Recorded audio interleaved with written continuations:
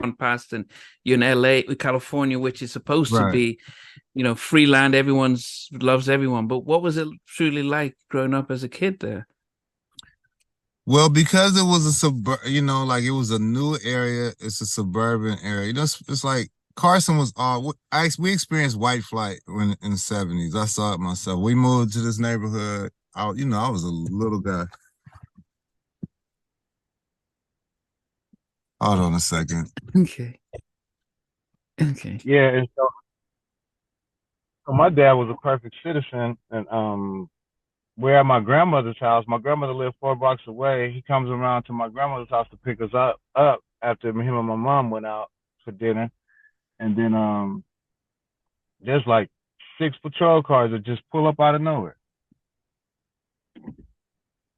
and just harass him just for no reason. It just happened it happened so much he had to go get a relationship with the watch commander and like with the police department.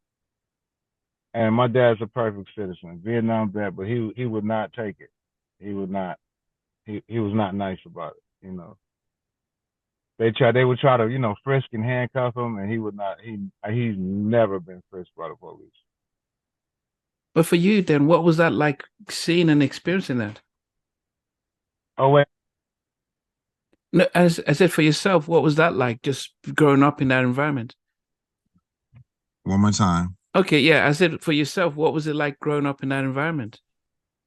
Um, it was weird because I experienced it myself. We went to the mall. In the malls, like I can tell you really two things that really were damaging. One time we were walking down the street, and so the police department, they needed to I guess prove that there was a gang in the neighborhood. But it was real early, so like my neighborhood was new. So in terms of gangs, where I grew up, it was new. Nobody knew about that area. There was really no gang. What they did was we were walking down the street going to play basketball, and they gathered a bunch of us up and put us on the wall. And then they had a gang member there who was an older guy. I don't remember who it was. And they told us all, do what he's doing. And took pictures of us. They made they created a file on me when I was probably 12 years old. And you had no idea what was going on?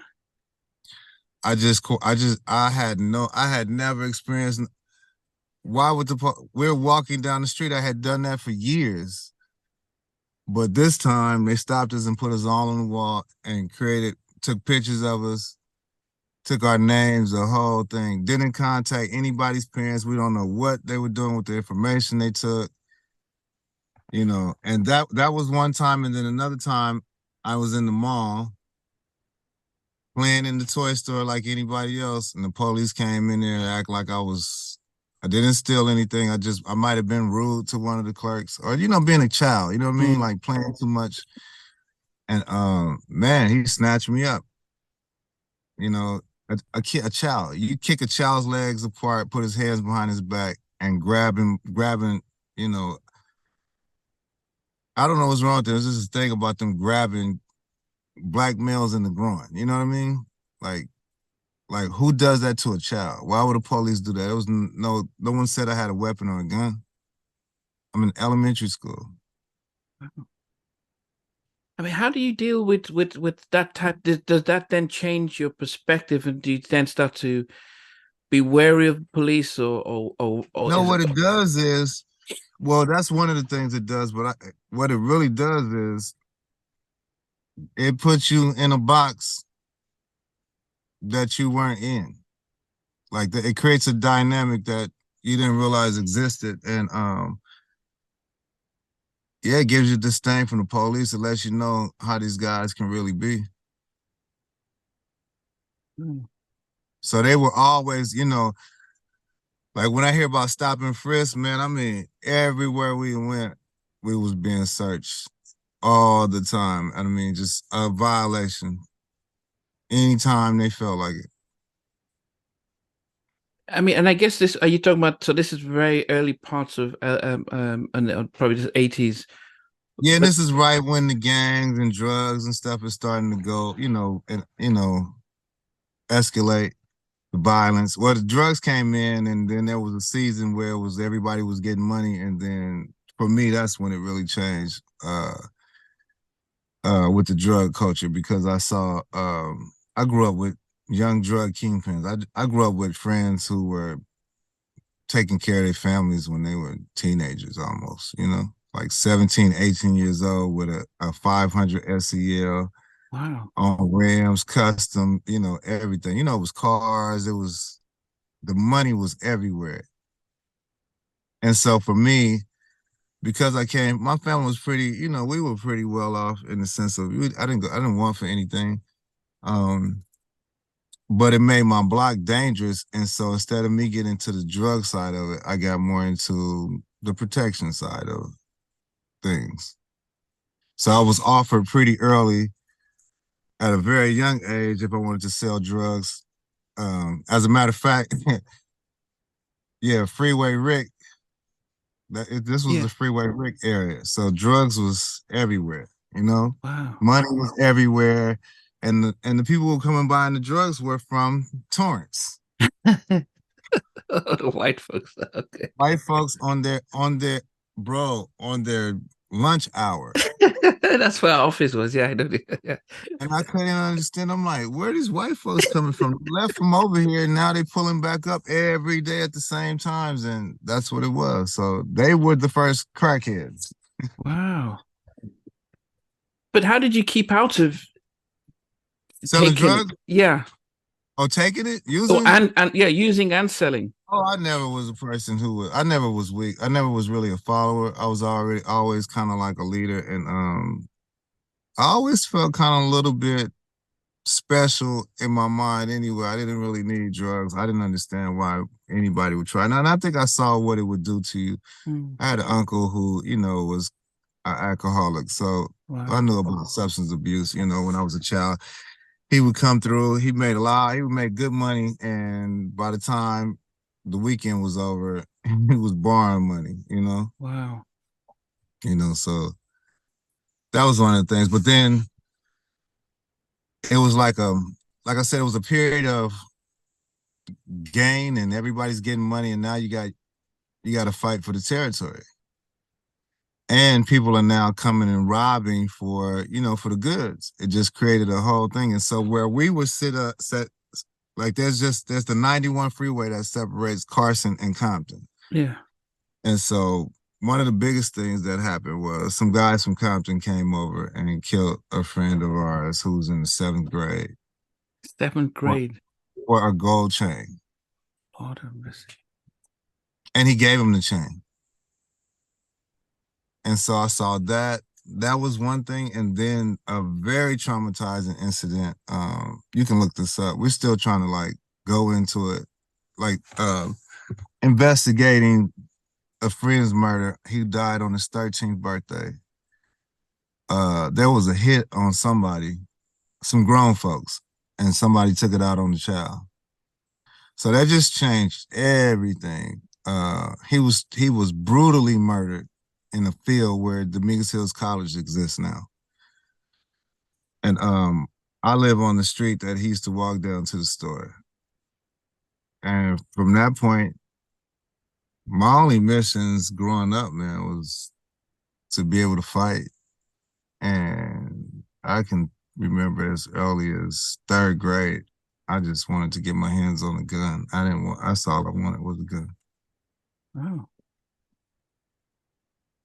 When all this is happening, how's your dad trying to mentor and shield you from what was happening? Man, we had the perfect household. How many people can say they never seen his father take a drink, smoke? I never heard my dad curse. He became he was a minister. Oh. And so, but that adds a different pressure because sometimes when your father's a pastor, people expect his children to be perfect. Yeah. But I'm not living in a perfect. When I come out the door, I'm going to school trying to be what I'm being brought up to be in the home. But when I get to school, man, I was getting my ass kicked every day. So like a lot of people can't tell you this story because I couldn't tolerate bullies. Mm. And because of the discipline at home was so strict, when I went out the door, I just couldn't see somebody else telling me what to do or, trying to bully me. So I fought every bully. And I used to get jumped in elementary school at recess. Wow. There were times I couldn't go to the yard as a child. And so I think one day I just was like, that's it. That's it. The one thing I'm going to do is when people hear my name, they're gonna respect me. I wanted the respect. I was tired of running. I wasn't run. Every time you went outside of your borders, you was either running or, getting chased, or or the intimidation factor, Imagine sitting on a bus stop watching an older guy drive by who killed somebody from your neighborhood and he's looking at you and checking. He's looking for somebody. And everybody on the bus stop got chills. We know this guy's name. He passed away too. I'm not gonna say his name, but he was no joke. He was merciless. Wow. He would kill a child. He was an older guy, but like 19, 20, young, but he was, you knew what it was. And everybody else would be afraid. And I don't know, there was just something in me that was just like, I don't see how he's any different from me. I'm just like them. Whatever he is, I'm the same. And that's just the way I program my mind, and that's the way I started acting.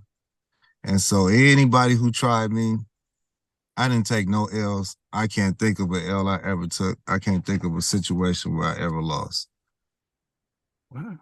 By the time I was in high school, I was beating people in the head with padlocks.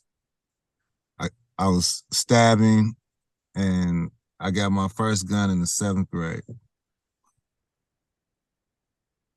13 years old. And I told everybody from that point, I'm the OG now.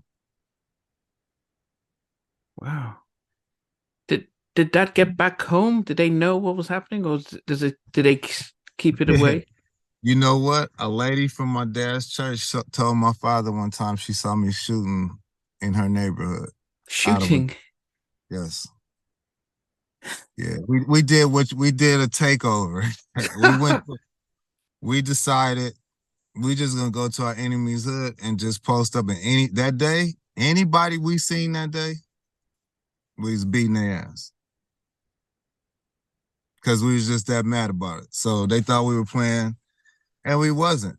It was just like, you go from posturing and pretending, and then, like, imagine a football player when he goes out on the field and, gets that first hit or that first exciting run, and that thing is just like, once you unleash that and you realize, like, hey, I don't have to take this shit. I could be the aggressor out here.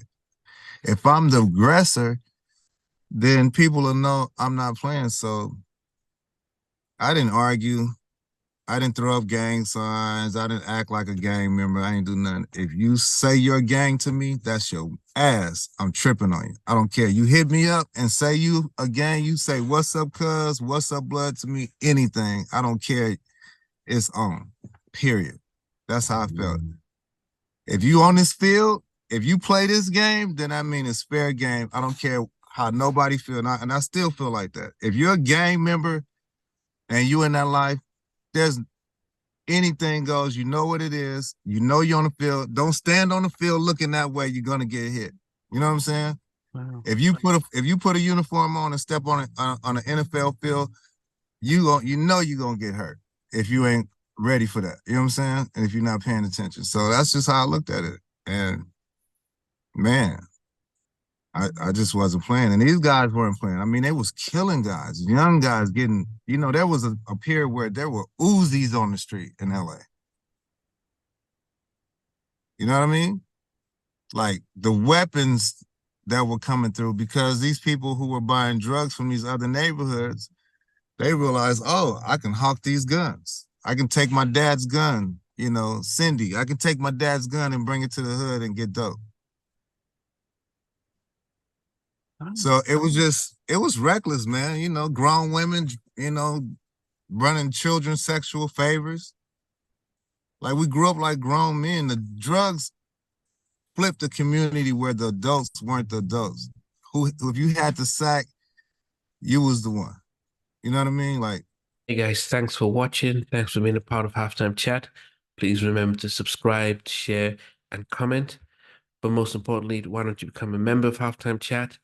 We've got amazing videos, amazing perks, and being able to support the channel. But anyway, thanks for watching. Take care. I never participated in that kind of. Somewhere in between us, or even loving us, on which I didn't miss you with. What was it like growing up? She's still making an impact on 4 houses down. I have a couple of pieces. Trying to get this one and that one. that works for you, but just for me, No, okay. They understand what Joseph boys do in all spirits. Play it. These guys, they all work together. I mean, I love all different genres.